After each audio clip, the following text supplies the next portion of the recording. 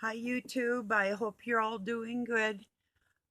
I had a little more to say on those adolescents and children in puberty and gender transitions or confusions.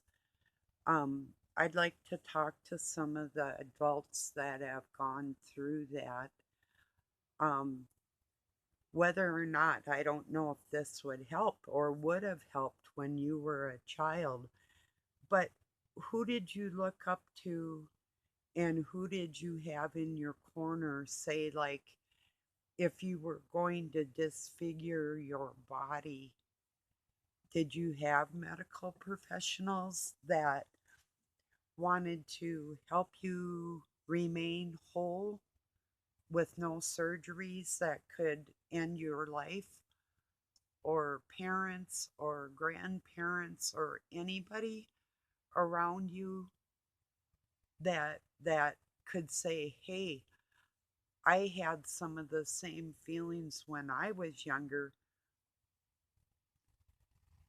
not as far as actually physically changing, but as far as wanting to be a man." See, that's part of what I think is going on in our society. I think that women think that if they are stronger, that maybe they'll be loved more or they could be loved in a different way, that there's men that want to change into women that think that they're going to get more admiration or adoration from men that they might not generally get. Would you feel the same way, do you think?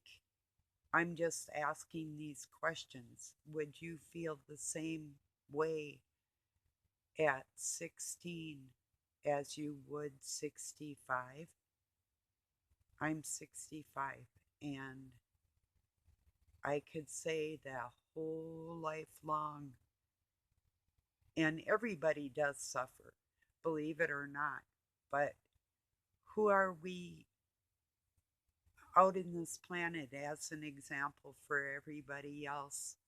Um, Whether we expose what could be maybe a shameful situation that has turned into acceptable. And I'm not saying that adolescence or puberty that or your thoughts or anything that goes along with that is shameful. Where the shame comes in, what I've estimated for myself is, what do we say to the children? I mean, the truth, being truthful is um,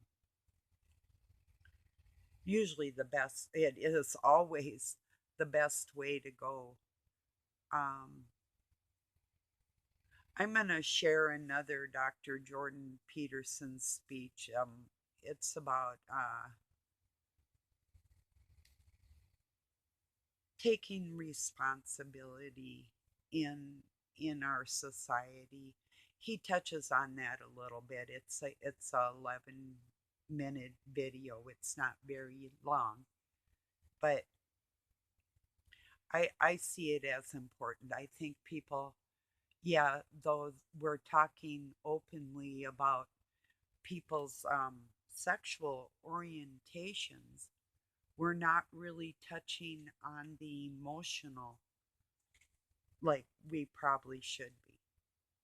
So that's where I'm at with that. And I thought I'd share this video and just um, kind of touch on that and bring it to people's understanding that it's not a matter of not liking somebody or the how a lot of people in the political arena are trying to turn people against each other.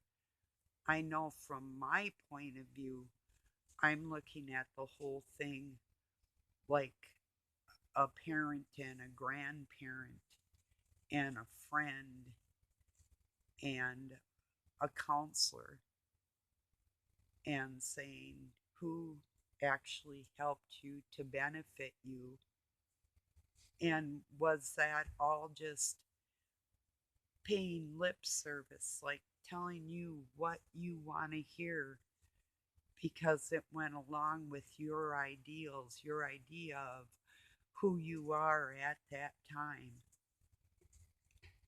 And not that you regret it or you don't. I guess that's between you and your maker, you know, if you believe in such a thing.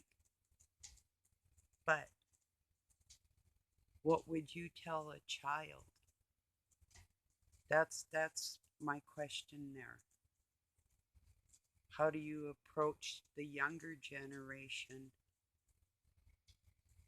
with something that could cause them distress? Or if they are distressed, what would you say to them to make them feel loved without patronizing their,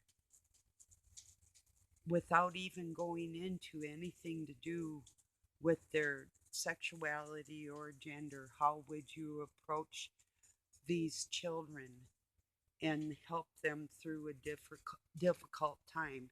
Because I'm afraid that our school systems and our medical facilities and the doctors and the surgeons that want to make money off these operations that these younger people are getting, even the drug companies that sell testosterone or estrogen or whatever hormone replacement or puberty blockers, people are making money off of human beings that 9 times out of 10, I'm not saying 100% of the time, but 9 times out of 10, you're going to grow out of that phase and look at things differently in, say, 10 years than you do right now. I'm not saying that's the way it is for everybody.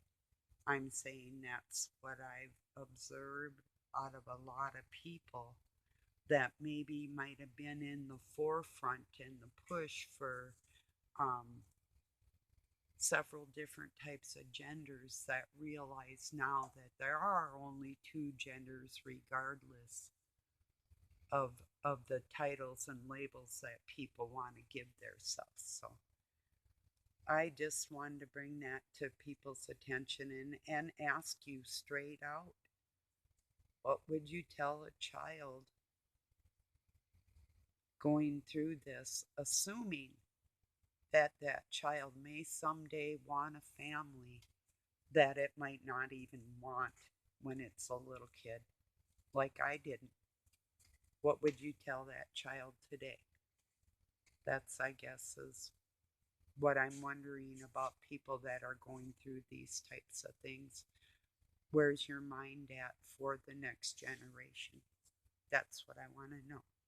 So if you could feel so inclined to put an answer in my comment section and be polite like I'm being polite, I would really appreciate that. And I want you all to have a beautiful, God bless your weekend. Have a really good night or day wherever you're at. Peace and love from Pine City, Minnesota, USA.